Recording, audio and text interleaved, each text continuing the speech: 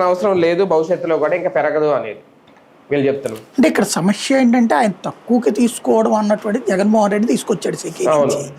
అప్పుడు జగన్మోహన్ రెడ్డి మీద ఏం చెప్పారు వీళ్ళు, ఈనాడు విషం జిమ్మింది, ఆంధ్రజ్యోతి విషం జిమ్మింది, చంద్రబాబు విషం జిమ్మాడు, భారీ ఎత్తున అదానితో కొమ్మక్కారు. ఇప్పుడు అదానికే ఇప్పుడు బోల్డెన్ ఇచ్చారు వీళ్ళు వచ్చారు కూడా.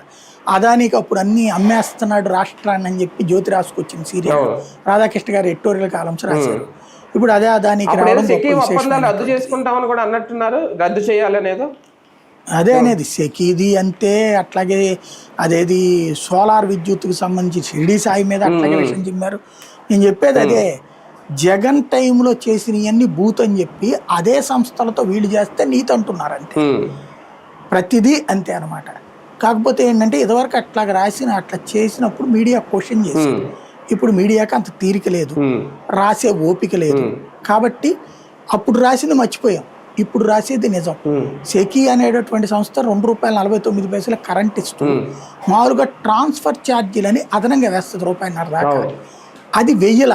ఎందుకంటే అదానీ వాడు ఈ సోలార్ పవర్ ప్రొడ్యూస్ చేసిన తర్వాత దాన్ని ప్రోత్సహించాలి, వీడిని ప్రోత్సహిస్తే మరికొన్ని కంపెనీలు సోలార్ ప్రొడక్షన్ బిగిన్ చేస్తాయి పెద్ద ఎత్తున అని ప్లాన్ చేసి, దానికోసమని కేంద్ర ప్రభుత్వం ఏర్పాటు చేసినటువంటి సోలార్ పవర్ని అమ్మడానికి ఒక ఏజెన్సీని పెట్టింది కేంద్ర ప్రభుత్వం.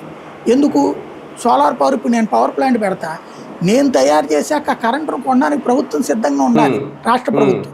కొనకపోతే ఏం చేసుకోవాలి, నేను కరెంటు మూసి కూర్చోవాలి అక్కడ కంపెనీని. నేను నేరుగా ఇండస్ట్రీకి ఇవ్వలేను కదా, నా దగ్గర నుంచి ప్రభుత్వం తీసుకుని ప్రభుత్వం సరఫరా చేయాలి, ప్రభుత్వం నాకు డబ్బులు ఇవ్వాలి. ఇట్లా ఇవ్వకపోతే నష్టం కదా. అదాని లాంటోడు ఇప్పుడు చిన్న చితక సంస్థలు అయితే కనుక ఆలనీయాలను బతిళ్ళు అడుకుని ప్రభుత్వాలకు లంచాలు ఇచ్చుకునేదో చేస్తాయి. ఇది బడా సంస్థ అదాని సంస్థ.